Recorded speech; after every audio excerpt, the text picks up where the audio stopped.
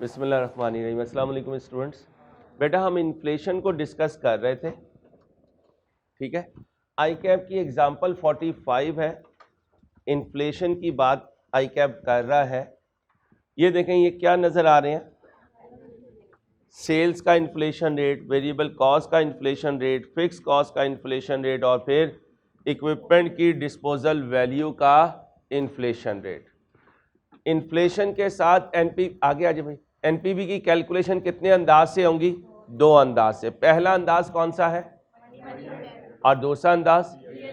All दो हमारी book में रियल मेथड अपनी ओरिजिनल शेप में मौजूद नहीं है। ओरिजिनल शेप में अगर अप्लाई करते तो दोनों मेथड से आंसर हमेशा सेम आएंगे, लेकिन अभी आई कैप की बुक के अकॉर्डिंगली अगर एक ही इन्फ्लेशन रेट हुआ तो सेम आएगा, अगर दो इन्फ्लेशन रेट हुए तो सेम नहीं आएगा, क्योंकि हम रियल कैश फ्लो नहीं ले रहे, हम रियल मेथड में करंट कैश फ्लोस ले रहे हैं।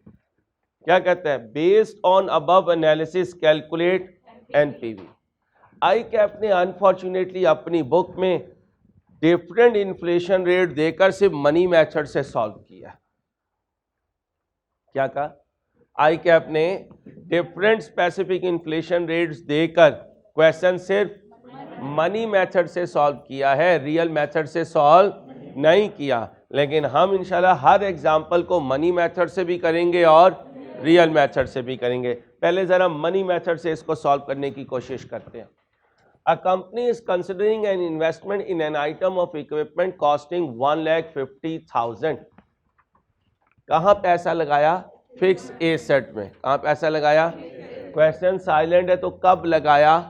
टी नॉट में। The equipment would be used to make a product. The selling price of the product at today's price. Today's price का मतलब current price would be 10 per unit. Selling price कितनी है?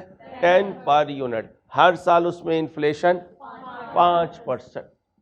And sales are expected to be, ये है units. Non monetary item पर inflation apply नहीं होता, लिख लीजिए।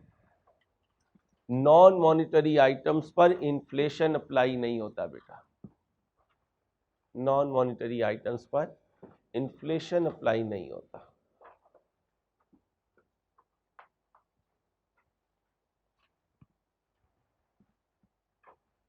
कितनी अटेम्प्ट्स के लिए खेल रहे हो? एक। हमारी जिंदगी में एक ही अटेम्प्ट है इंशाल्लाह, एक एक अटेम्प्ट के लिए बस खेलना। अल्लाह आफियत रखे। एक और बात याद रखना, फाइनल में आके भी मार्केट का र्यूमर लेकर नहीं आना और फाइनल तो अटेम्प्ट देते रहो, किसी में पास होना हुआ तो हो जाओगे। इस अप्रोच से नहीं आना। इस अप्रोच से आना है यार, एक ही अटेम्प्ट देने आए हैं जनाब, इतना पढ़ाएंगे पहली अटेम्प्ट में इंशाल्लाह फाइनल भी पास हो जाए। हमारी लाइफ में दूसरी अटेम्प्ट नहीं है इंशाल्लाह। क्रॉस कर दें, दूसरी अटेम्प्ट को क्रॉस कर दें, पहली दफ़ा में ही पूरी जान लगाएं। जितनी सलाहियत है पहली दफ़ा में लगानी है। मज़ा भी पहली दफ़ा में ही पढ़ने का आता है और पढ़ाने का भी पहली दफ़ा में आता है। दूसरी दफ़ा में पढ़ाने का मज़ा भी नहीं आता। टीचर स्टूडेंट को देख रहा होता है, स्टूडेंट टीचर को देख रहा होता है, स्टूडेंट कहता है वही पुराना है, टीचर कहता है हाँ तू भी पुराना ही है। ठीक है, तो नए नए चेहरे होने चाहिए। आगे चले। वेरिएबल कॉस्ट, आगे कहानी खत्म हो गई, यूनिट्स आ गए। वेरिएबल कॉस्ट पर यूनिट कितनी है?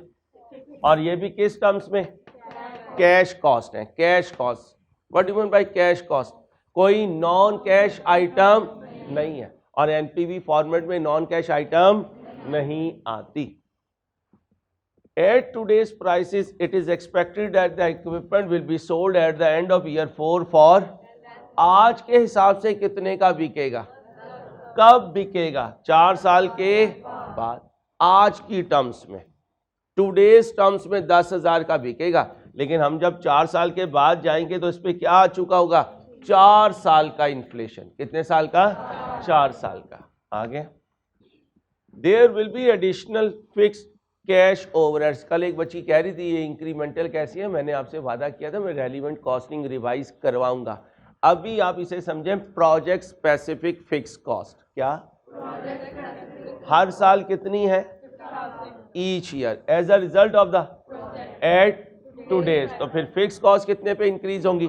8% पे। अब इन सारे कैश फ्लोज को पहले किस में कन्वर्ट करूंगा? मनी कैश फ्लोज में। कॉस्ट ऑफ कैपिटल कौन सी गिवन है? Money cost of capital given है। अगर साइलेंट होती फिर भी मनी कॉस्ट ऑफ कैपिटल होती। तो मनी मेथड तो कोई रोला नहीं डालेगा, 1 मिनट में सॉल्व करके दे जल्दी से, शाबाश।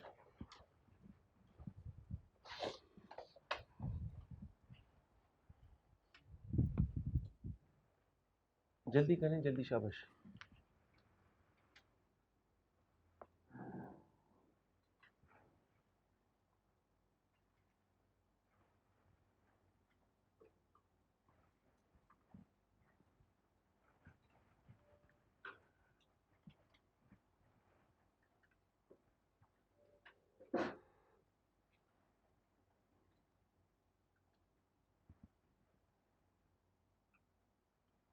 कितने डाले बेटा? ठीक।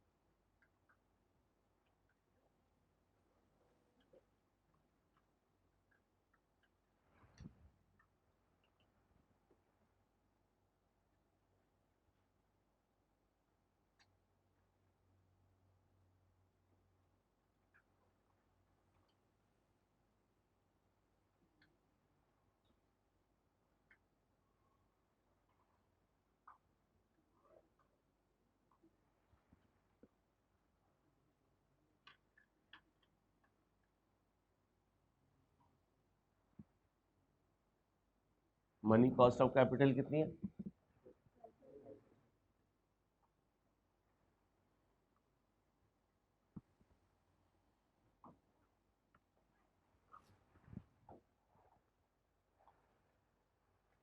जी भाई, पहले साल की यूनिट्स बताएं, जितना पूछूं उतना जवाब देना। Into selling price per unit 10 into inflation 1.05 कर दे मल्टीप्लाई, 2,10,000। एक सैंपल मैं स्क्रीन पर लिख देता हूँ। यूनिट्स बताएं, 20,000 एक यूनिट की सेलिंग प्राइस, एक पर इन्फ्लेशन 1. T2 बताएं, 40,000 इंटू 10 इंटू 1.05 इंटू 1.05 बोले 4,41,000। आगे आ जाए, नेक्स्ट ईयर 3 यूनिट्स बोले into selling price per unit into 3 साल का इन्फ्लेशन 1.05 इंटू 1.05 इंटू 1.05 बोलिए 69445। जो यहाँ लिख लिया जाए ना वो ना बोला करें दोबारा। T4 में यूनिट्स बताएं, इनटू सेलिंग प्राइस इनटू 4 साल का इन्फ्लेशन बोलिए 243,101। अब आ जाए वेरिएबल कॉस्ट। क्या आ जाए? Variable cost, unit into variable cost per unit into 1 साल का इन्फ्लेशन। बोलें भाई 129600, क्योंकि कॉस्ट है और प्योर कैश कॉस्ट है इसलिए ब्रैकेट लगा दिया। एनपीवी फॉर्मेट में कोई नॉन कैश आइटम नहीं आएगी। दूसरे साल की यूनिट्स लें, वेरिएबल कॉस्ट पर यूनिट लें, 2 साल का इन्फ्लेशन लगाएं 27। T3 में यूनिट्स लें, वेरिएबल कॉस्ट पर यूनिट लें, 3 साल का इन्फ्लेशन लगाएं 4596। 4 साल में चौथे साल की यूनिट्स लें, वेरिएबल कॉस्ट पर यूनिट लें, 4 साल का इन्फ्लेशन लगाएं 163259। अब आ जाए इंक्रीमेंटल फिक्स कॉस्ट पे। इंक्रीमेंटल फिक्स कॉस्ट लमसम इनकर हो रही है, कितनी है? 50,000 पहले साल के लिए, क्योंकि वो T0 टर्म्स में है, 1 साल का इन्फ्लेशन लगाएं फिक्स कॉस्ट का इन्फ्लेशन दिया हुआ है कितना है 8%, 1.08 कर दीजिए 54,000। T2 में इस पर इन्फ्लेशन लगाएं 8%, इस पर 58,320। T3 में इस पर लगाएं 62,986। T4 में इस पर लगाएं 68,024। अब आ जाए इनिशियल इन्वेस्टमेंट क्वेश्चन साइलेंट हो तो कब होती है T0 में कितने पैसे गए 1,50,000 आउटफ्लो।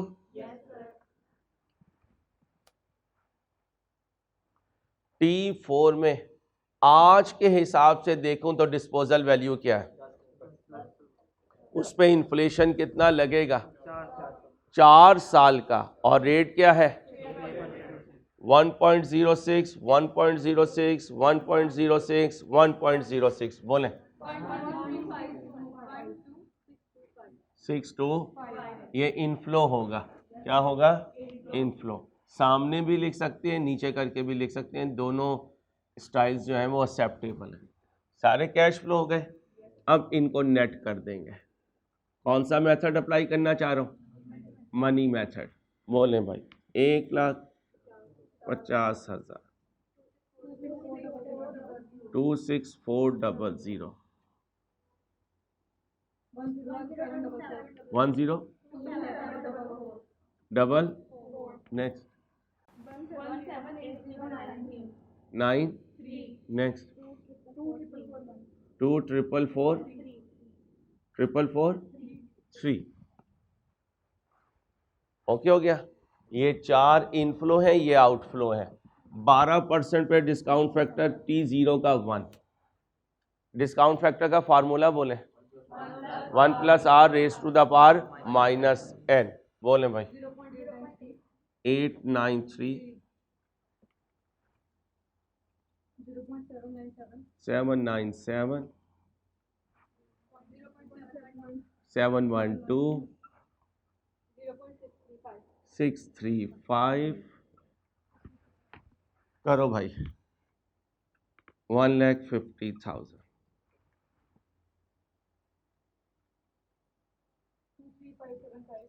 23575 81887 126,802 15546।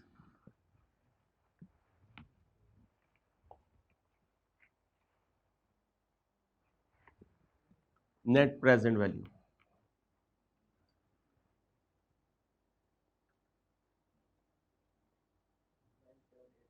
जी फाइनल आंसर 9781 पॉजिटिव।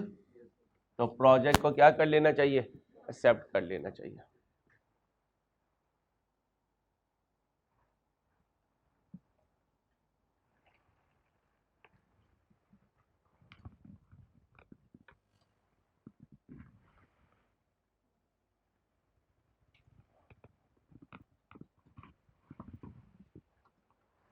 अब आए जी हमारी डिस्कशन पे।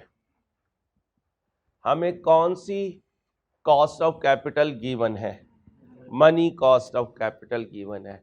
अगर इस क्वेश्चन को मैं रियल मेथड से करना चाहूँ तो आई कैप ने इसे अपनी बुक में रियल मेथड से नहीं किया, लेकिन याद रखिएगा जो मैं करवाऊंगा आपने वो करना है, क्योंकि अक्सर पेपर में वो चीज़ें आती हैं जो बुक में नहीं होती। फिर बंदा कहता है ये तो थी नहीं, तो वो कहते हैं ये तो इम्प्लाइड था कि ऐसे करना था। ठीक है भाई, सबसे पहले मुझे बताएं कल फिशर इफेक्ट क्या था।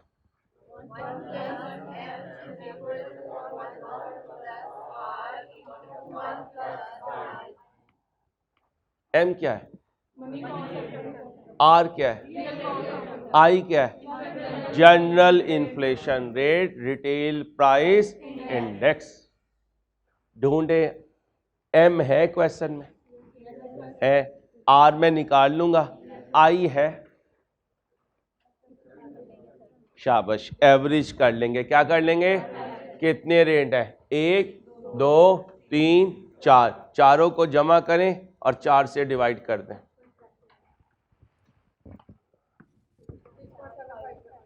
General inflation rate 5 + 8 + 8 + 6 over 4, answer 6.75%। ये हमारे क्वेश्चन के हिसाब से जनरल इन्फ्लेशन रेट है। अब बताएं पाकिस्तानी मार्केट में कितनी आइटम्स होंगी जिनका इन्फ्लेशन रेट होगा? सारी हैं, हजारों करोड़ों हैं। ये अक्सर कहते हैं ना पाकिस्तान में महंगाई की शरह इतने % चल रही है, पाकिस्तान की डी वैल्यू होने की, रुपये के डी वैल्यू होने की रेशो इतने % चल रही है। वो क्या चीज़ होती है? General inflation rate, retail price index, RPI। अब हम इस क्वेश्चन को सॉल्व करने लगे। अब आ जाए, R इज इक्वल टू क्या था? 1 + m over 1 + I minus 1, m बोले 1 + 0.12, I बोले 1 + 0.0675 माइनस 1, आंसर बोले 4.92%।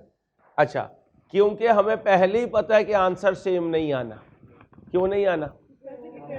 नहीं, हम करंट कैश फ्लोज को यूज कर रहे हैं, हम रियल कैश फ्लोज तो कैलकुलेट ही नहीं कर रहे। तो मैं तुम्हें मशवरा दूंगा, से करके कितना कर लेना, 5% कर लेना, ताकि कैलकुलेशन में टाइम कम लगे। हाँ, जब मेरे पास टाइम होगा, कोई इतवार के दिन बुलाऊंगा, 4-5 घंटे होंगे, मैं अपना क्वेश्चन लाके इसे रिटेल मेथड से सॉल्व करूंगा और वेरीफाई करूंगा मनी मेथड और रियल मेथड से आंसर सेम आएगा। अब भी सेम नहीं आएगा। क्यों नहीं आएगा? क्योंकि हम रियल मेथड में रियल कैश फ्लो यूज नहीं कर रहे, आई कैप की बुक के accordingly current cash flows use कर रहे हैं। ठीक है, आ जाए जी, दोबारा क्वेश्चन को सॉल्व करके दें रियल मेथड से। अभी कौन सा मेथड लगाया? Money method. जल्दी से कर दें money method.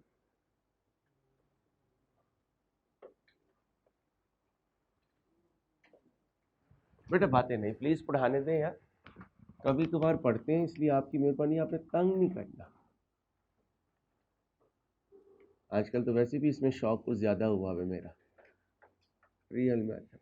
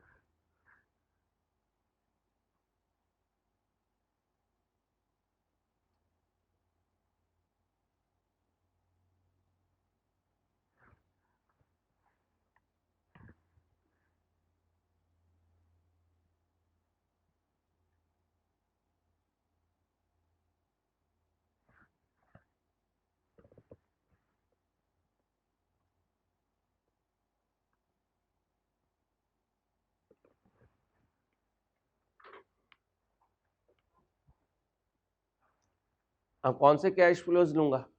Current cash flows. ठीक है, कहेंगे उन्हें रियल कैश फ्लोज ही, क्योंकि आई क्या बुक में डिफाइन कर रहा है रियल कैश फ्लोज वो होते हैं जिनको अभी तक इन्फ्लेशन से नहीं गुजारा गया।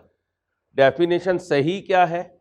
रियल कैश फ्लोज वो मनी कैश फ्लोज होते हैं जिनमें से RPI का इफेक्ट एक्सक्लूड किया जाता है, और वो करंट कैश फ्लोज नहीं होते। लेकिन जैसे बुक में किया हुआ, फिर हम मजबूरी में वैसे कर रहे हैं। अब बताएं सेल्स की units into selling price per unit बोले।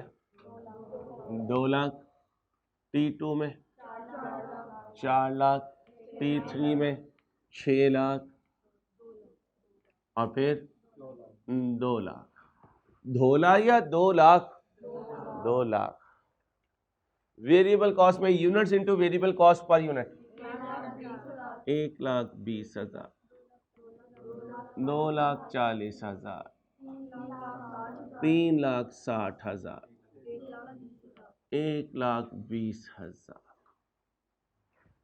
Incremental fix cost 50,000।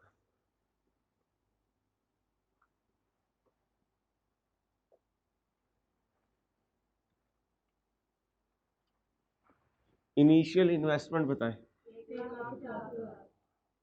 Disposal value 10,000।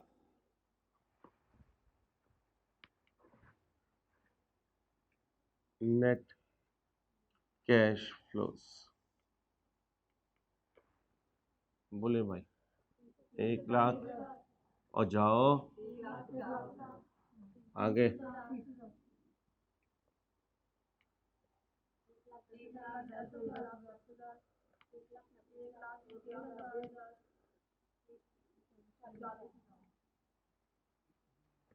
अब इन्हें डिस्काउंट किस पे करना है? रियल कॉस्ट ऑफ कैपिटल पे। कितने %? 5%। ये लो जी, मैंने तो अपना काम कर लिया। 0.952 907 864 823। Present value 1,50,000 28,560 99,770 1641 next 32,920। एनपीवी बता दीजिए। 175,410। पॉजिटिव। प्रोजेक्ट को क्या करेंगे? एक्सेप्ट करेंगे।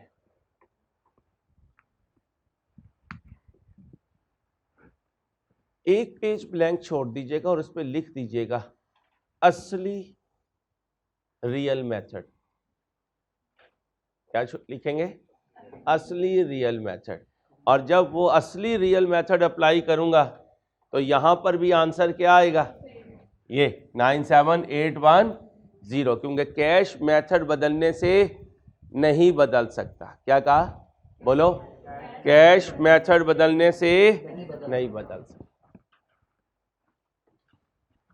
ये था बेटा इन्फ्लेशन का इफेक्ट। किस में? एनपीवी में। किस में? एनपीवी में। ये कॉपी करने के बाद हेडिंग बनाएं effect of taxation. Effect of taxation.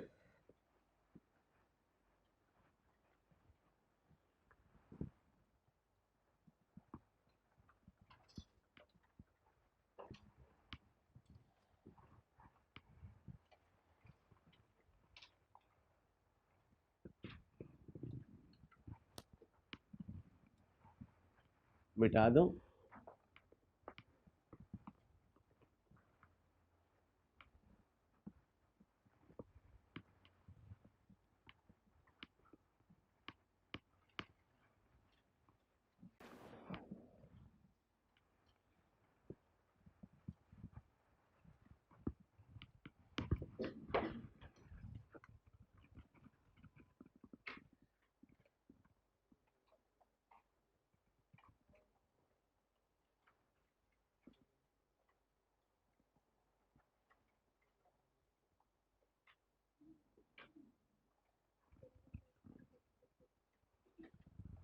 भाई मैंने आपको कहा था कि आपकी बुक में मिस्टेक्स हैं, आपने उनको सही पढ़ना है। आप नहीं पढ़ते, फिर मेरी कॉल भी नहीं उठाते, मसला ख़राब हो जाएगा। ये प्री है, ये पोस्ट नहीं है। आई कि आपने गलत लिखा भाई, ये प्री है। ठीक है। अब सुनो भाई, इसको नहीं पढ़ना आपने, आप इधर पढ़ना शुरू हो गए। अब इसको जब तक मैं बात करूं तो आप सही करें। ठीक है भाई, स्लाइड सही कर दें। अच्छा जी, अच्छा जी, अच्छा जी।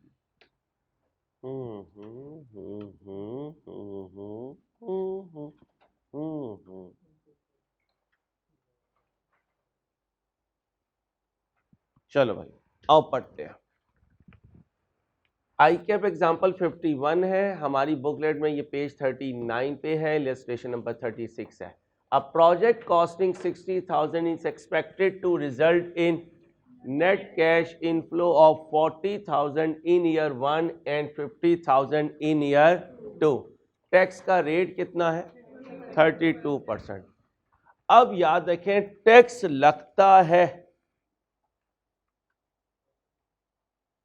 टैक्स लगता है अकाउंटिंग प्रॉफिट पर. किस पर? कैश प्रॉफिट पर नहीं लगता. लिखें, टैक्स का ताल्लुक प्रॉफिटेबिलिटी से है, कैश फ्लो से नहीं है. क्या कहा? टैक्स का ताल्लुक प्रॉफिटेबिलिटी से है, कैश फ्लो से नहीं है. F2 में जाएं, वापस चले गए. हम अपनी रिटर्न जब जमा करवाते हैं तो उसमें टैक्स जो होता है वो एस्टीमेटेड होता है या एक्चुअल? एस्टीमेटेड. हम अगले साल में होते हैं और टैक्स की असेसमेंट फाइनल हो रही होती है पिछले साल की, इसलिए अंडर प्रोविजन ओवर प्रोविजन चलती है. तो कह सकता हूं टैक्स फाइनल होता है 1 साल के बाद. पढ़िए, taxation at 32% occurs 1 year in arrears of the profit और losses to which they relate. यानी जिस साल का प्रॉफिट होगा उसका टैक्स 1 साल के बाद. 2 अजम्पशन प्रीवेल करती हैं. टैक्स सेम ईयर में भी पे हो सकता है और नेक्स्ट ईयर में भी. नेक्स्ट ईयर में होगा तो क्या वर्ड लिखा होगा? In arrears. सेम ईयर में होगा तो क्या लिखा होगा? इन करंट ईयर. साइलेंट हुआ तो करंट ईयर. साइलेंट हुआ तो लिखें. टैक्स के एनपीवी में 2 अजम्पशंस हैं. टैक्स के एनपीवी कैलकुलेशंस में 2 अजम्पशंस हैं. नंबर 1, पहला बुलेट लिखें, इन सेम ईयर. पहला bullet in same year. Second bullet in arrears. Next year नहीं कहना बेटा, in arrears. In arrears. In arrears के साथ ब्रैकेट में लिखें 1 ईयर डिले. इन एरियर्स के साथ ब्रैकेट में लिखें क्या? 1 ईयर डिले. 1 year delay. अब नीचे लिखें, अगर क्वेश्चन साइलेंट हुआ तो सेम ईयर. अगर क्वेश्चन साइलेंट हुआ तो सेम ईयर.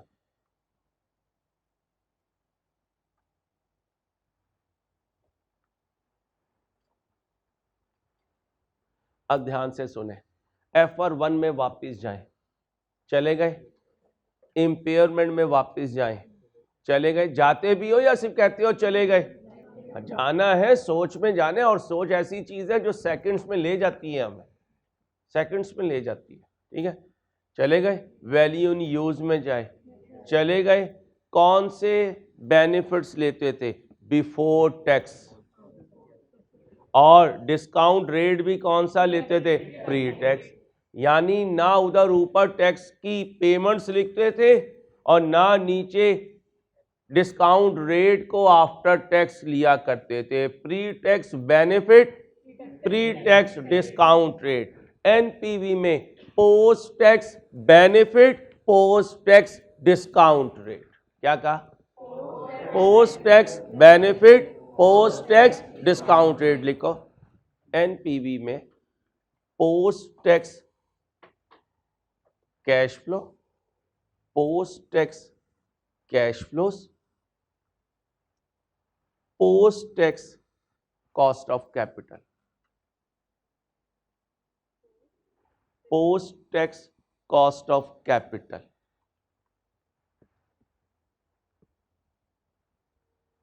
अब सुनो, पोस्ट टैक्स कैश फ्लोज कैसे आएंगे? सर कैश प्रॉफिट्स होंगे. अभी डेप्रिसिएशन नहीं अज्यूम करनी. अज्यूम करेंगे डेप्रिसिएशन अलाउ नहीं कर रहा, जाएं डेफर टैक्स में. अच्छा, चारों सब्जेक्ट पढ़ाने का एक अलहदा नशा भी होता है. वो क्या होता है? जब मर्जी बच्चे को उठाओ, जहां मर्जी ले जाओ. क्योंकि वो बच्चा आपके साथ होता है, आपको पता होता है आपने इसे ऐसे बताया था, वो भी कहता है हाँ हाँ ये तो यही चीज़ बता रहा है। तो चारों के हाथ में ना चीज़ें ज़्यादा आसान हो जाती हैं। ऊपर रिपोर्टिंग और BFD हाथ में ले लो, बस 6 पढ़ाई जाओ, नीचे इंट्रो पढ़ाई जाओ, हाँ फिर बचेगा कुछ नहीं। ठीक है, आगे सुनो क्या बात हो रही थी। हाँ, डेफर्ड टैक्स में एक होती थी अकाउंटिंग डेप्रिसिएशन, एक होती थी टैक्स डेप्रिसिएशन। वो कौन सा अलाउ नहीं करते अकाउंटिंग, वो कौन सी अलाउ करते हैं। लेट्स से कि भाई साहब मैंने बारूद बनाने का प्लांट लगाया, क्या बनाने का, बारूद बनाने का। अब वो जाए टैक्स वाले मुझे डेप्रिसिएशन अलाउ करेंगे, नहीं करेंगे। वो कहेंगे इंसान का बच्चा बन, क्या कहेंगे, और इंसान का बच्चा बन, अल्लाह के बंदे तू ये क्या काम करने में लगा हुआ है, हमने तुझे डेप्रिसिएशन अलाउ नहीं करनी। तो फिर हमारे MFA के क्वेश्चन में कभी वो टैक्स डेप्रिसिएशन अलाउ करेगा, कभी नहीं करेगा। अकाउंटिंग डेप्रिसिएशन तो वो वैसे ही नहीं अलाउ करता। तो अभी मैं क्वेश्चन में देखें क्या अज्यूम कर रहा हूं, assume that the cost of the project is not an allowable cost for, यानी कोई टैक्स डेप्रिसिएशन अलाउ नहीं हो रही। अभी साइलेंट रखा है, 5 मिनट के बाद ले आऊंगा। मतलब capital allowances should be, capital allowance का मतलब क्या होता है, डेप्रिसिएशन, टैक्स डेप्रिसिएशन लिखें। टैक्स डेप्रिसिएशन का दूसरा नाम इस सब्जेक्ट में है कैपिटल अलाउंस। टैक्स डेप्रिसिएशन का दूसरा नाम इस सब्जेक्ट में है क्या, कैपिटल अलाउंस।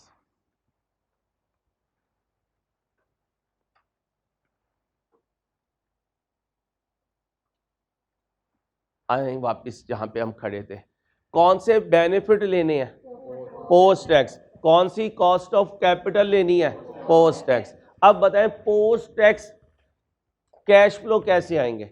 जो कैश फ्लो होंगे उन पे क्या लगा दूंगा, टैक्स का रेट लगा दूंगा, क्योंकि डेप्रिसिएशन तो वो अलाउ ही नहीं कर रहा। जब अलाउ करेगा फिर उसे स्क्रीन पर ले आऊंगा। मैं अभी भी अपने जुमले पे कायम हूं, क्या कि टैक्स कैश फ्लो पे नहीं लगता, प्रॉफिट पे लगता है। लेकिन अगर डेप्रिसिएशन अलाउ ही नहीं की तो कैश प्रॉफिट और अकाउंटिंग प्रॉफिट सेम हो गया। इसका मतलब है टैक्सेबल प्रॉफिट या टैक्सेबल कैश बेनिफिट सेम है। मैं उन्हीं फिगर पे क्या लगा दूंगा, टैक्स का रेट लगा दूंगा। टैक्स का रेट लगा के ये आउटफ्लो होगा, इनफ्लो, आउटफ्लो होगा, ब्रैकेट लगा दूंगा और टैक्स को उसमें से माइनस कर दूंगा। कौन से कैश प्रॉफिट्स बन गए, पोस्ट टैक्स बन गए। कौन से बन गए, तो इन्हें पोस्ट टैक्स में कन्वर्ट करना मुश्किल नहीं है। अब जरा ध्यान से देखिएगा, ये क्या है, post tax cost of capital. अब पॉइंट ये है अंसारी, अगर क्वेश्चन में pre tax cost of capital दे दे तो हम उसे post tax cost of capital में कन्वर्ट करेंगे। क्यों कन्वर्ट करते हैं, इसके पीछे क्या लॉजिक है, वो सिखाऊंगा कॉस्ट ऑफ कैपिटल में। ये क्या है, और हमने तीसरे चैप्टर में प्रैक्टिकली इसे कैलकुलेट करना है, वहां सिखाऊंगा कि हम क्यों इसे पोस्ट टैक्स करते हैं। अभी सिर्फ फार्मूला लिखें, post tax cost of capital is equal to post tax cost of capital is equal to pre tax cost of capital into 1 minus tax rate। क्या किया करूंगा, pre tax cost of capital लिया करूंगा और 1 minus tax rate करूंगा। कहां पहुंच जाऊंगा बेटा, वो अलहदा बात है कि अभी क्वेश्चन में गिवन ही है। अभी क्वेश्चन में क्या कैलकुलेट करनी है, NPV कैलकुलेट करनी है। आए करते हैं,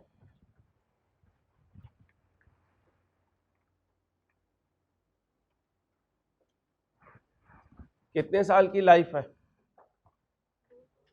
2 साल की। चलें जी, T0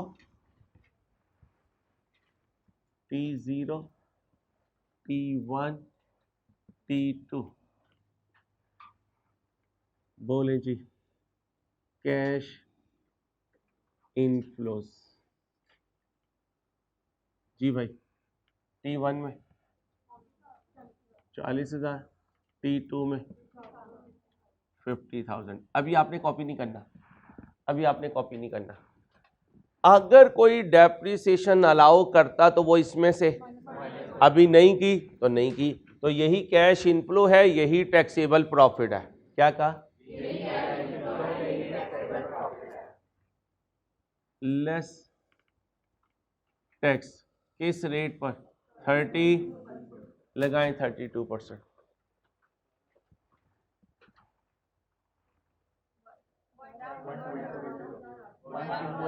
अब बताएं सेम ईयर में है या एरियर्स में है? तो 12,800 कब जाएगा? T2 में, एक साल बाद। तो फिर इस T2 के लिए क्या बनाना पड़ेगा? T3। तो फिर आज से एग्री कर लो क्या कि अगर टैक्स एरियर में होगा तो लाइफ से एक साल पीरियड आगे जाना पड़ेगा। क्लियर हो गया? अब बताएं 50,000 पे 32%, 16,000। Inflow outflow? Outflow. Initial investment बताएं।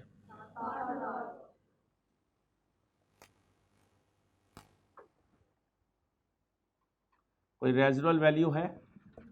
नहीं, अगर होती तो इनफ्लो लिख देता। बोले भाई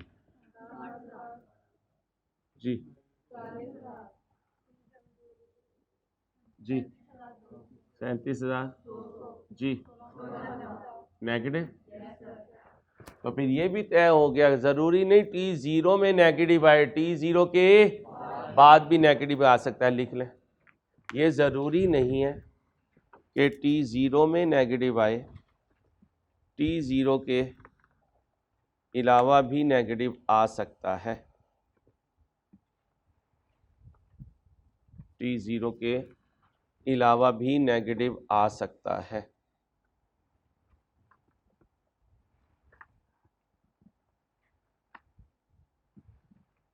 कॉस्ट ऑफ कैपिटल देखें कितने परसेंट है? प्री टैक्स है, पोस्ट टैक्स है? कुछ करने की जरूरत है? जल्दी से करें।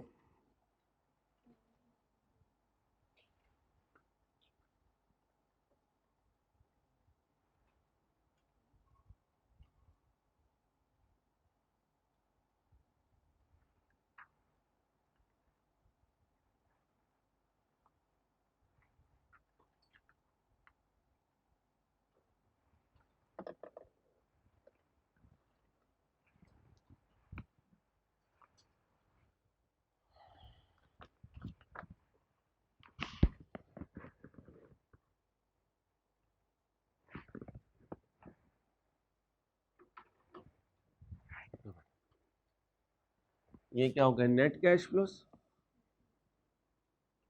Net cash flows. Discount factor बताएं। 8%, ये मैंने 1 कर दिया। आगे चलो, 0.926, फिर 857, फिर 79। और मुश्किल तो नहीं लग रहा है मैं पे? चलो फिर आगे बोलो। 60,000 नेगेटिव, 37,040, 31, 880, 12 नेगेटिव। 2 नेगेटिव हैं, 2 पॉजिटिव हैं। एनपीवी बताएं जी। 37 नेगेटिव। प्रोजेक्ट को क्या करना चाहिए? रिजेक्ट करना चाहिए, क्योंकि इसमें इतना दमखम नहीं है कि ये लेंडर की फाइनेंसिंग कॉस्ट को बर्दाश्त कर सके। हमें हाथ से कुछ पैसे देने पड़ेंगे, फिर हम 0-0 घर जाएंगे। पॉजिटिव हो तो इसका मतलब इंटरेस्ट देने के बाद भी कुछ बच गया। नेगेटिव है तो इसका मतलब इंटरेस्ट पूरा करने के लिए कुछ पैसे घर से लेकर आए हैं, फिर उसको फारिग किया है और अब डांट खा रहे हैं घर वाली की। क्यों खा रहे हैं? बड़े आए चार्टर्ड अकाउंटेंट, मैं खाली हाथ जा रहा हूँ, देखना मैं 3 साल के बाद कुछ लेकर आऊँगा।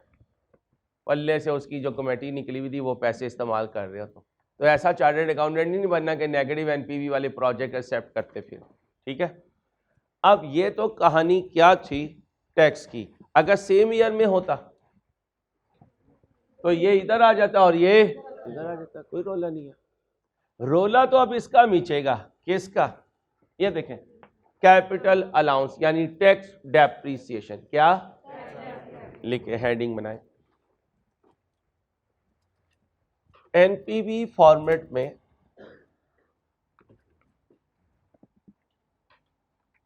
अकाउंटिंग डेप्रिसिएशन की जगह नहीं है एनपीवी फॉर्मेट में।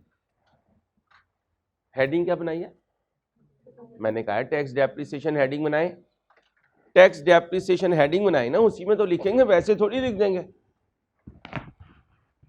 इसका मतलब दुनिया जो है वो बस टर्मिनल पे खड़ी होगी, तुम गली में खड़ी हो जाना, कहना बस लेने आएगी हमें। अपना ये लेवल बना लो कि बस क्या, जहाज तुम्हें लेने आए इंशाल्लाह। इतनी मेहनत करो जिंदगी में।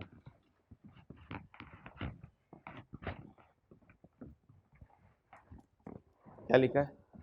Tax depreciation. एनपीवी फॉर्मेट में अकाउंटिंग डेप्रिसिएशन की जगह नहीं है।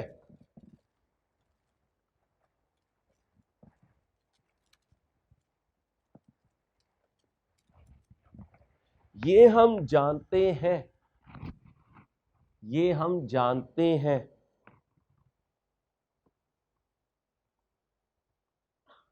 कि टैक्सेबल प्रॉफिट के लिए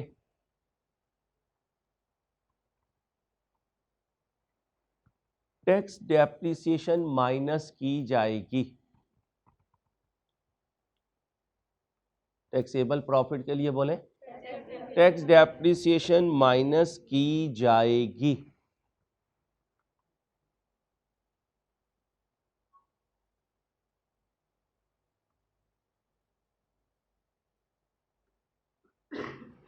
देखिए केस नंबर 1, केस नंबर 1 जी जी, केस नंबर 1 की हेडिंग बनानी है।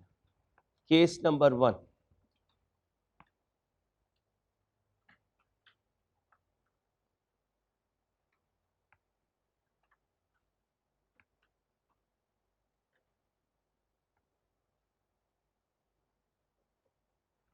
Mr. Ansari has purchased, Mr. Ansari has purchased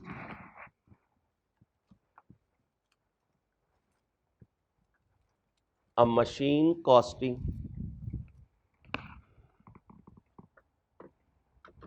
$80,000, a machine costing $80,000, a machine costing $80,000 on 1/1/18, on 1/1/18, on 1/1/18।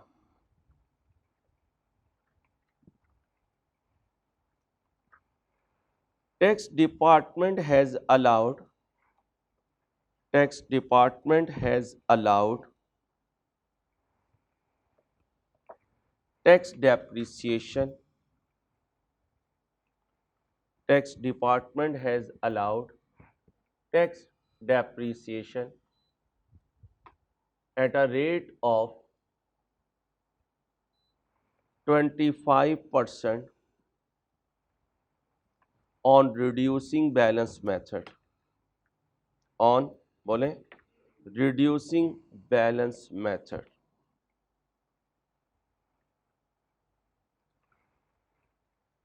Asset's useful life is 4 years, asset useful life is 4 years। कितने percent पे reducing allow किया? 25%। क्या लिखा है? Asset useful life is 4 years।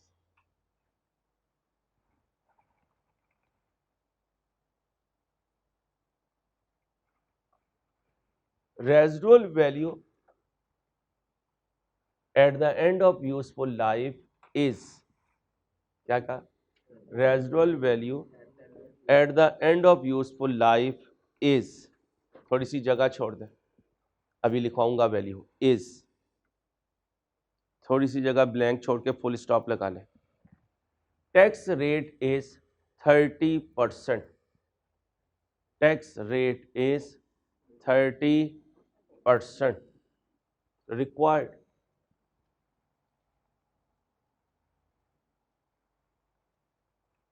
calculate tax depreciation for each year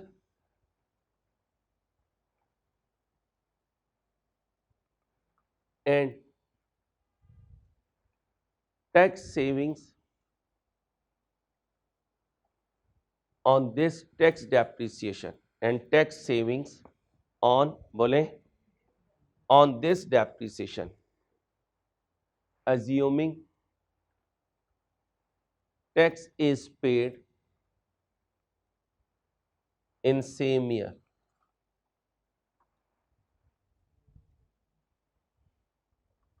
एक दफा मेरे कहने पे क्वेश्चन पढ़े।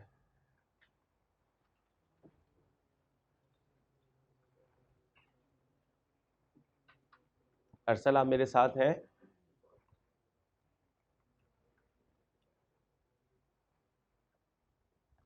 कितने का एसेट खरीदा, कब खरीदा, लाइफ कितनी है, मुझे किस स्टाइल से अलाउ कर रहा है, रिड्यूसिंग बैलेंस, रेट कितना है 25%, टैक्स का रेट कितना है और टैक्स कब पे हो रहा है। पहली दफा मेरे साथ बनाएं, फिर इंशाल्लाह आपको बनाना आ जाएगा मेरे अल्लाह ने चाहा। एक 19 कॉस्ट बताएं जी, 18 कॉस्ट बताएं 80,000। टैक्स डेप्रिसिएशन स्ट्रेट लाइन पर अलाउ कर रहा है या रिड्यूसिंग पर। पहली डेप्रिसिएशन 31, 12, 18, इसे क्या कहते हैं, टैक्स डेप्रिसिएशन। एमएफए में इसे कहते हैं कैपिटल अलाउंस। क्या कहते हैं, कैपिटल अलाउंस।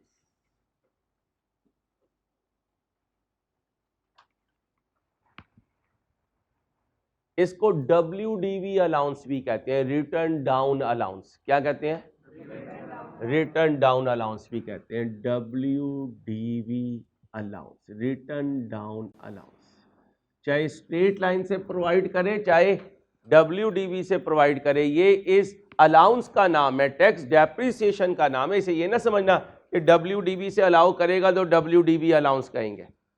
जो टैक्स डेप्रिसिएशन है उसका एक नाम, टैक्स डेप्रिसिएशन दूसरा नाम, तीसरा नाम। चाहे स्ट्रेट लाइन से करे चाहे WDV से करे, जो मर्जी स्टाइल अडॉप्ट कर ले, नो इशू। अब बताएं जी 25% कितना बना, 20,000, बाकी बचा 60,000। अगला अलाउंस 31, 12, 19 टैक्स डेप्रिसिएशन लगाएं जी दोबारा से 25%, 15,000। बोले जी 45,000। फिर 31, 12, 20 टैक्स डेप्रिसिएशन लगाएं जी 25%, 11,250 करें जी माइनस 33,750, 33,750। अब जरा ध्यान से, कितने साल हो चुके, 3 साल। लेस रेजिडुअल वैल्यू, जो जगह छोड़ी थी वहां लिखे 18,000, रेजिडुअल वैल्यू कितनी है 18,000, लिख ली। इस 18,000 को इसमें से माइनस कर दे, 15,750। इस 15,750 को कहते हैं बैलेंसिंग टैक्स डेप्रिसिएशन, 15,750। बाकी क्या बचा, 0। जाएं इंट्रो में, चले गए। पूरी जिंदगी की डेप्रिसिएशन बराबर होती है डेप्रिशिएबल अमाउंट के। डेप्रिशिएबल अमाउंट बराबर होती है कॉस्ट माइनस मैंने कितने का खरीदा, मुझे कितने वापस आ गए, टैक्स वाले मुझे कितने की डेप्रिसिएशन देंगे, 62,000 की। कितने की, काउंट करें, काउंट करें, काउंट करें, काउंट करें। पूरा हो गया। तो फिर रूल क्या बना, हम अकाउंटिंग में भी डेप्रिशिएबल अमाउंट ही डेप्रिशिएट करते हैं, टैक्स वाले भी हमें डेप्रिशिएबल अमाउंट का ही अलाउंस देते हैं, बस दोनों के अंदाज मुख्तलिफ होते हैं, दोनों के अंदाज मुख्तलिफ होते हैं। तरीका दोबारा सुने, 25%, 25%, 25%। आखिरी साल में आपने डेप्रिसिएशन नहीं कैलकुलेट करनी, पहले क्या माइनस करनी है, जो बाकी बचे वो सारे का सारा बैलेंसिंग टैक्स डेप्रिसिएशन, इसको बैलेंसिंग अलाउंस भी कहते हैं। क्या कहते हैं, बैलेंसिंग अलाउंस। ओके हो गया भाई, ओके हो गया। अब इस पर क्या होनी है, टैक्स सेविंग। क्या होनी है, टैक्स सेविंग। टैक्स सेविंग का रेट क्या होगा जी, 30% लगाएं जी, 6000 लगाएं जी, 4500 लगाएं जी, 3375। इसको कुछ नहीं करना बच्चे, अक्सर यहाँ पर गलती कर जाते हैं, इसका टैक्स सेविंग से कोई ताल्लुक नहीं है। अब 15750 पे लगाएं 30%, 4725। अब जरा ध्यान से बताना, ये मेरे एनपीवी फॉर्मेट में इनफ्लो है या आउटफ्लो, टैक्स सेविंग है, इनफ्लो। तो फिर जो टैक्स प्रॉफिट होंगे उन पर टैक्स का आउटफ्लो होगा, जो टैक्स डेप्रिसिएशन होगी उस पर टैक्स की सेविंग होगी। टैक्स की सेविंग का मतलब, टैक्स की सेविंग का मतलब कैश इनफ्लो। तो लिखें, टैक्सेबल प्रॉफिट पर जब टैक्स पे करूंगा, क्या कहा, टैक्सेबल प्रॉफिट पर जब टैक्स पे करूंगा तो वो एनपीवी फॉर्मेट में एक आउटफ्लो होगा। टैक्सेबल प्रॉफिट में जब टैक्स पे करूंगा तो वो एनपीवी फॉर्मेट में, बोलिए, एक आउटफ्लो होगा।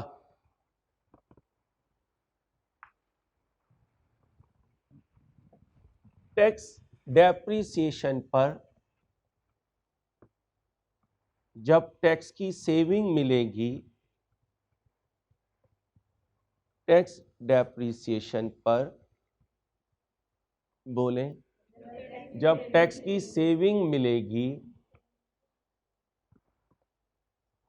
तो वो एनपीवी फॉर्मेट में कैश इनफ्लो होगा।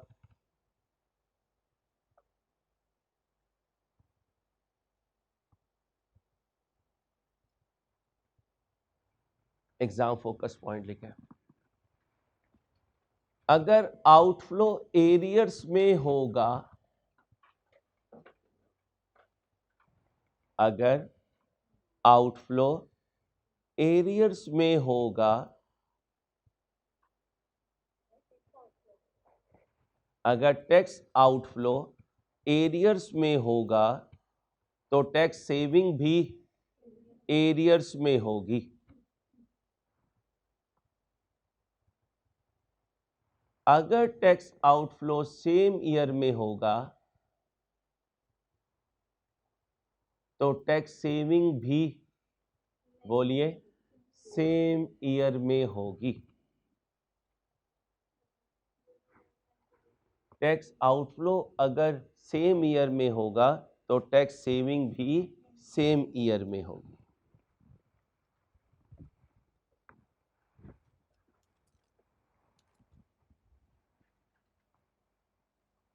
इसी क्वेश्चन को दोबारा लिखें, अरसल आप भी लिखें क्योंकि आपने बुक पे काम करना है। इसी एग्जाम्पल को दोबारा लिखें, जहां आपने लिखा है ना रेजिडुअल वैल्यू 18,000, वहां रेजिडुअल वैल्यू लिखें 40,000 जी। केस 2 हो जाएगा, केस 2, केस 2 हेडिंग बनाएं। इसी क्वेश्चन को दोबारा लिखें, जहां रेजिडुअल वैल्यू को 18,000 लिखा है वहां उसको 40,000 लिखें।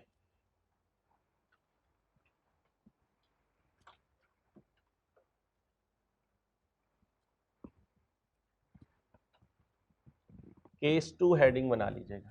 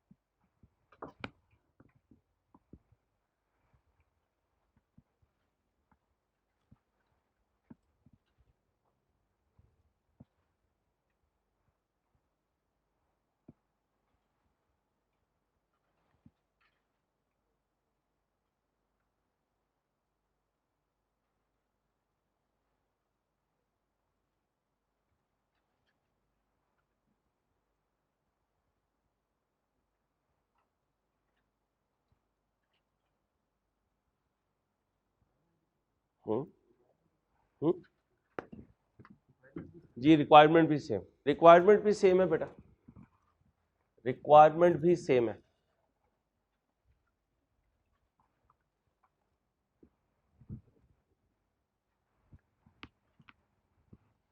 पिछले केस में यहां लिख लेना जरा 31/12/21 बैलेंसिंग अलाउंस 31/12/21 को मिला था हमें।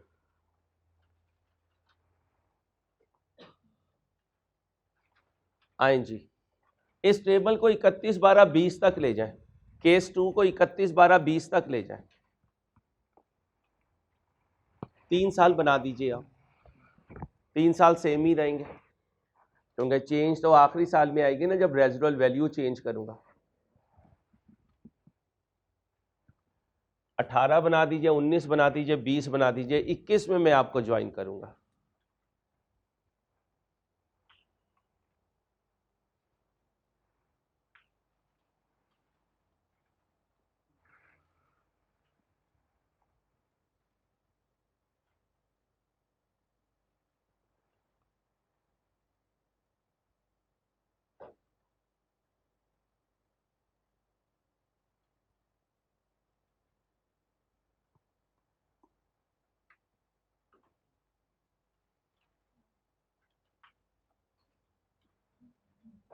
ओके हो गया। अब आए जी, रेजिडुअल वैल्यू कितनी है? 40,000 कर दी माइनस, क्या बचा? नेगेटिव कितना बचा? 6250 नेगेटिव, अब 6250 पॉजिटिव, ये हो गया 0, और बैलेंसिंग अलाउंस के बजाय इसे कहेंगे बैलेंसिंग चार्ज। क्या कहेंगे? Balancing charge. पहले लिखें फिर समझाता हूं क्या किया मैंने कितने का खरीदा था, मेरे कितने पैसे वापस आ गए, मुझे टैक्स वाले कितनी डेप्रिसिएशन अलाउ करेंगे? 40,000। वो कितनी कर चुके थे, कितनी कर चुके थे, कितनी कर चुके थे? जरा तीनों को जमा करें।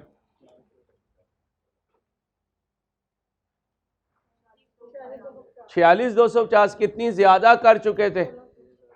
6,250। ये 6,250 जो ज्यादा कर चुके तो मुझे ज्यादा फेवर दे चुके, वो अपनी फेवर वापस लेंगे, मुझे सेविंग के बजाय चार्ज होगा, और यहां टैक्स का इनफ्लो के बजाय यहां टैक्स का कितने परसेंट? 30% बोले, 1875, और मैं क्या लगा दूंगा?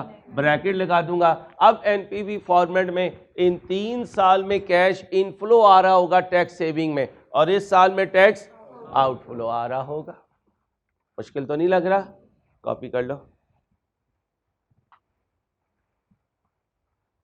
रूल्स आपने याद रखने हैं, बाकी इंशाल्लाह पहली अटेम्प्ट में पास करवाना वो मेरा काम है इंशाल्लाह, अल्लाह ने चाहा। छुट्टी नहीं करनी, छुट्टी से पहले छुट्टी नहीं करते सीनियर्स।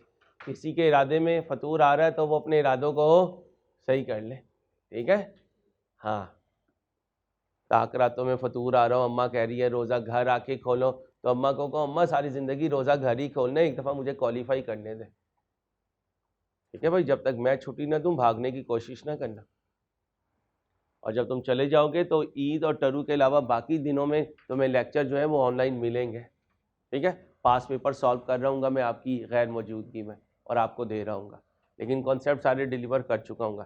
ये ख्वाब निकाल दें कि 8 दिन की छुट्टियाँ होंगी, ठीक है भाई। 8 दिन की छुट्टियों वाली क्लास नहीं है आपकी, बस 2 होंगी, 2 छुट्टियाँ होंगी, बाकी 6 दिन काम मिलेगा। बस ये समझें फिजिकल क्लासेस 8 दिन के लिए बंद होंगी और ऑनलाइन क्लासेस 2 दिन के लिए बंद होंगी। 2 दिन चाहे तुम व्हाट्सएप ग्रुप ना देखना कि भाऊ आ जाएगा, ठीक है। चलो case 3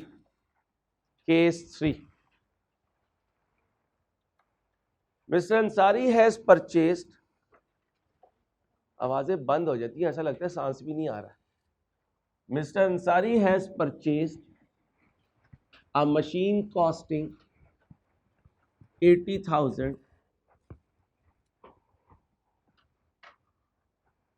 with a residual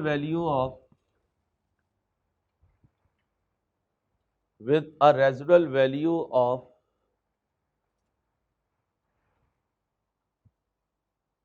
10,000, useful life 4 years, tax rate, useful life 4 years, tax rate 30%,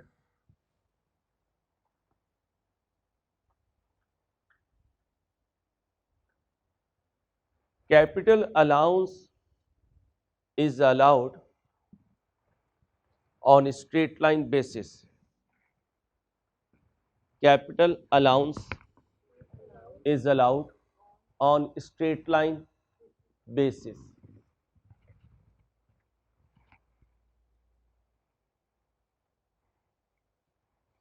okay हो गया। अब इसको सॉल्व करने के 2 अंदाज हैं, इसको सॉल्व करने के 2 अंदाज है। पहला अंदाज सुनिए। पहले अंदाज में क्या करते हैं, हम कहते हैं कि यार वो तो चौथे साल जाके जब हम बेचेंगे तो उस वक्त पता चलेगा कि प्रैक्टिकली कितने की सेल प्रोसीड्स आई है, ठीक है। तो अक्सर बुक्स में ऑथर्स क्या करते हैं, वो 80,000 को 4 से डिवाइड करते हैं, कितना आता है 20,000। तो पहले 3 साल 20,000 दे देते हैं भाई, दे देते हैं। आखिरी साल में कितना वापस आ जाता है भाई, कितना वापस आ जाता है रेजिडुअल वैल्यू 10,000। तो बैलेंसिंग अलाउंस कितना दे देते हैं 10,000 दे देते हैं। एक तरीका ही है। दूसरा तरीका क्या है, वो कहते हैं नहीं, वो जो अलाउंस आपको रेजिडुअल वैल्यू में मिलना है कितना 10,000, उसे पहले ही माइनस कर दो, 80,000 माइनस, बाकी बचा 70,000 और 4 पे डिवाइड कर दो। अब हर साल क्या रहता है, सेम रहता है। दोनों एक्सेप्टेबल है, दोनों एक्सेप्टेबल है। क्योंकि एमएफए में याद रखिएगा कई चीज़ें ऐसी आएंगी जो आपके पाकिस्तानी टैक्स के लॉ से मैच नहीं कर रही है, क्योंकि आप फाइनेंस पढ़ रहे हैं और फाइनेंस इंटरनेशनली सेम होता है। हाँ, ये अलहदा बात है अगर उन्होंने कह दिया कि टैक्स के ऑर्डिनेंस में ये लिखा हुआ है, फिर हम उसे फॉलो कर रहे होंगे। आ जाए जी, दोनों तरीकों से सॉल्व कर लेते हैं, बल्कि करके दें, मुझे सारा सिखा दिया मैंने आपको। कब बाई किया, लिख लें 1/1/18, बाइंग डेट लिख लें 1/1/18, बाइंग डेट 1/1/18 लिख लीजिए प्लीज।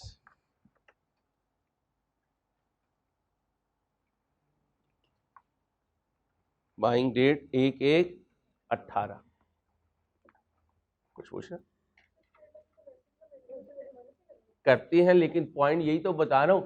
आप चले गए अकाउंटिंग डेप्रिसिएशन में, अकाउंटिंग डेप्रिसिएशन में क्या करते हैं, कॉस्ट माइनस रेजिडुअल वैल्यू। वो कौन सी डेप्रिसिएशन है, अकाउंटिंग डेप्रिसिएशन। और हमने पहली लाइन में क्या लिखा इस टॉपिक के, अकाउंटिंग डेप्रिसिएशन नहीं होती, तो कौन सी डेप्रिसिएशन, टैक्स डेप्रिसिएशन। और टैक्स डेप्रिसिएशन में वो जो सेल प्रोसीड्स होगा उसको बेस कर रहा होता है, और वो कब पता चलेगी, चौथे साल के आखिरी दिन। क्योंकि डेप्रिसिएशन क्या है, एक अंदाजा। इसलिए टैक्स वाले हमेशा स्ट्रेट लाइन को फॉलो नहीं करते। 99% किसे फॉलो कर रहे होते हैं, WDV को। किसको फॉलो कर रहे होते हैं, और WDV की कैलकुलेशन में जो रेजिडुअल वैल्यू है वो कंसिडर नहीं होती, ठीक है। तो ये दोनों तरीके से सॉल्व कर लीजिए। 1/1/18 कितनी कॉस्ट है, 80,000। 31/12/18 टैक्स डेप्रिसिएशन कितनी? 20,000 डायरेक्ट कर दूं, बाकी बचा 60,000। 31/12/19 टैक्स डेप्रिसिएशन। टैक्स डेप्रिसिएशन का दूसरा नाम कैपिटल अलाउंस, तीसरा नाम रिटर्न डाउन अलाउंस। क्या? Return down value allowance. कितना? 60,000 से 20,000 फिर माइनस कर दें, कितना बचा? 40,000। फिर 31/12/20 टैक्स डेप्रिसिएशन 20,000, बाकी बचा 20,000। 31/12/21 को रेजिडुअल वैल्यू कितना? 10,000 माइनस कर दो, बाकी बचा 10,000। ये 10,000 क्या हो गया? Balancing allowance. क्या हो गया? Balancing allowance. 31/12/21 को बैलेंसिंग अलाउंस।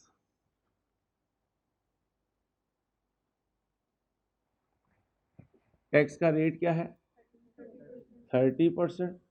हम एरियर्स में अज्यूम कर रहे हैं। इस पे सेविंग बताएं। 6,000 6,000 6,000, इस पर 3,000। अगर टाइमिंग लिखनी हो तो एरियर्स में लिखिए, तो ये T2, ये T3, ये T4 और ये T5। साइलेंट हुआ तो टैक्स कब पे हो रहा होगा? सेम ईयर में। तो फिर टैक्स सेविंग भी सेम ईयर में। कॉपी कर लें।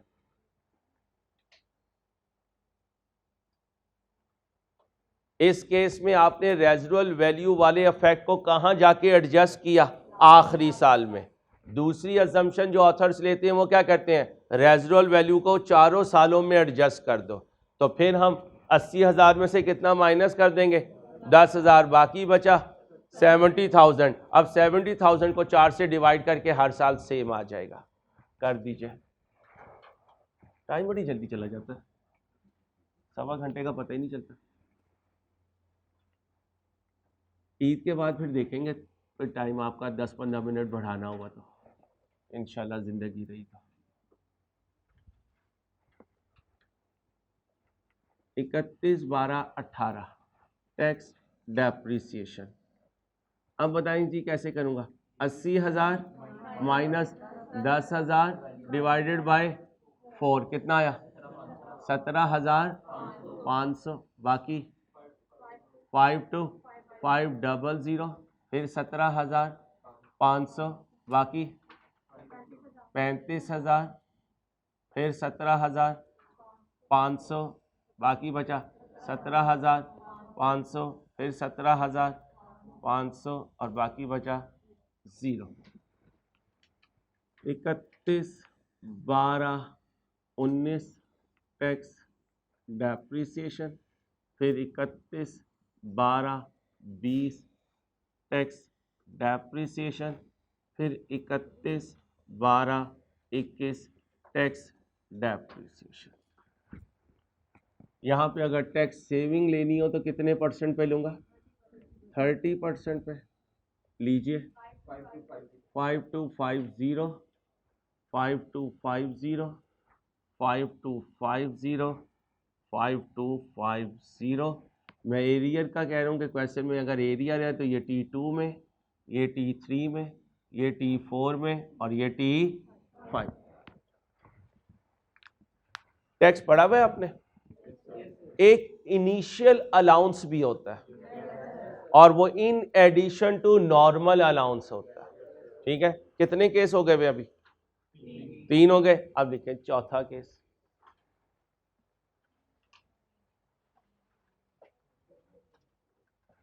चौथा case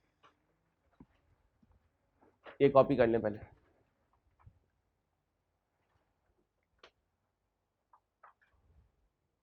initial allowance with normal allowance. क्या कहा? इनिशियल अलाउंस विथ, बोलिए, नॉर्मल अलाउंस।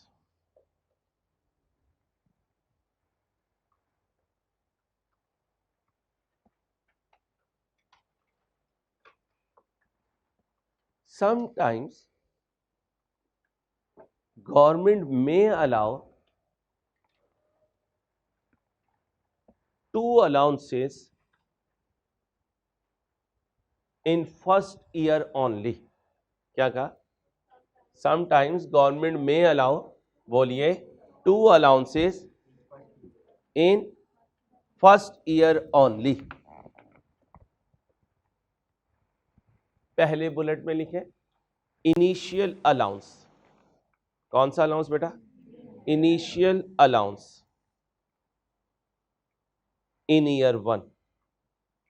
पहले में ही, पहले बुलेट में इनिशियल अलाउंस इन ईयर 1. दूसरा बुलेट लिखें नॉर्मल अलाउंस इन ईयर 1. इन ईयर 1. तो फिर पहले साल में कितने अलाउंस मिल रहे हैं? 2, एक इनिशियल और एक नॉर्मल.